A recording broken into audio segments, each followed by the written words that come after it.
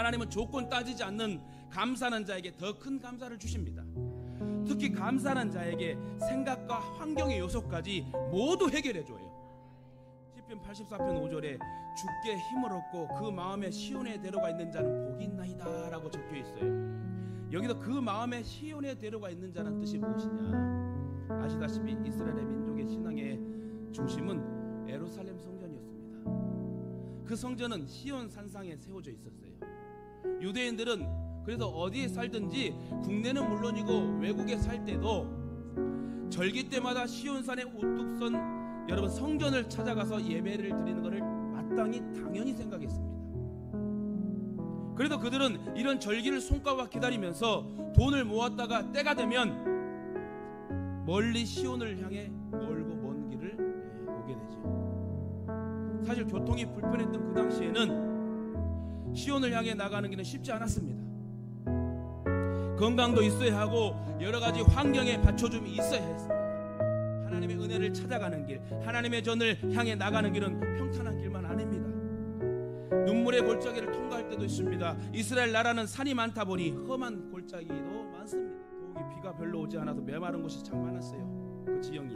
그럼에도 불구하고 은혜를 사모하고 감사하며 나오는 자에게 하나님은 그 눈물의 골짜기에서 많은 샘이 있게 하시는 분임을 믿으시길 바랍니다.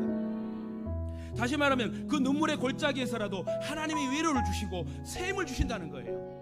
저와 여러분은 성도로서 잔잔한 시냇물과 같은 평안한 삶에서나 아니면 눈물의 골짜기 혹은 사망의 음침한 골짜기에 처한다 할지라도 범사에 조건 없이 따지지 않고 무조건 감사하는 성도들이 될 때에 하나님 책임져 주신다는 거예요. 시편 84편 10절에도요 주의 궁정에서 한 날이 다른 곳의 첫날보다 나은즉 악인의 장막에 거함보다 내 하나님 문지기로 있는 것이 좋사오니 라고 고백합니다. 얼마나 하나님의 집에서 사는 것이 소원인지 악인이 들끓는 이 세상에서 첫날을 사는 것보다도 하나님의 집에서 사는 하루가 더 좋다. 다시 말해 하루를 살아도 나는 하나님의 성전이 좋다는 거예요. 나는 하루를 살아도 하나님이 좋다는 거예요. 사실 문지기가 얼마나 초라합니까?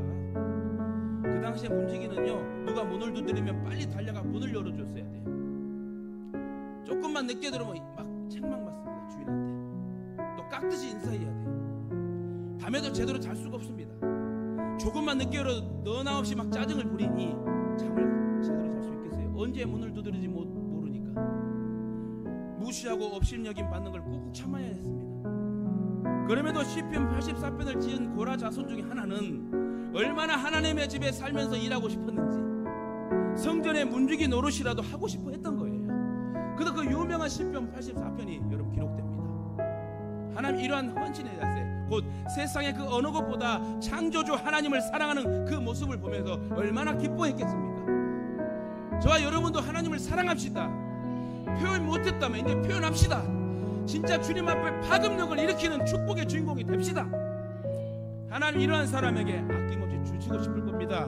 그러므로 저와 여러분 무조건 감사해. 무조건 우리가 주님 안에 살면서 교회를 섬기고 산다는 것이 얼마나 큰 은혜이고 여러분 복인 줄 아십니까? 그러므로 우리 성도들은 언제나 주의 전에 참석하고 마음껏 예배를 드리며 은혜 받을 수 있다는 것을 가장 감사해야 돼요. 탕자가 아버지 집에서 거할 때는 아버지의 지나친 사랑에 여러분 좀 지겨울 지경이었습니다. 그런 간섭이 없는 자유가 한없이 펼쳐있는 그 세상이 너무나 좋아 보였던가 봐요. 그래도 어느 날 아버지의 권유를 무릅쓰고 세상으로 나갑니다. 처음에는 날아갈 것처럼 자유로웠어요. 그러나 실패와 좌절, 배신을 만난 후에야 아버지의 집이 너무나 그립고 행복했던 것을 깨닫게 됩니다. 그리고 아버지의 집을 사모하며 울면서 돌아오게 된 사건이 성경에 기록되지요. 자녀는 부모 품에 있을 때 행복한 거예요. 우리가 지금도 과거도 미래도 하나님의 돕는 은혜가 없다면 살 수 없습니다. 하나님의 돕는 은혜로 사는 것을 최고의 복임을 알고 범사에 무조건 감사하며 사시길 주님의 이름으로 축원합니다. 에베소 1장 4절에 보니 창세전에 그리스도 안에서 우리를 택하사 우리로 사랑 안에서 그 앞에 거룩하고 흠이 없게 하시려고. 언제 우리를 택했다? 창세전에 모든 창조물을 만들기 전에 우리를 먼저 택했대요. 택하였다는 것은 많은 것 중에 특별히 뽑혔다. 바울은 하나님께서 우리를 선택하신 것이 감사하다고 날마다 표현했습니다. 이 하나님의 선택은 어제 오늘 된 것이 아닙니다. 이미 오래전에 우리를 선택하시고 미리 정하셨다.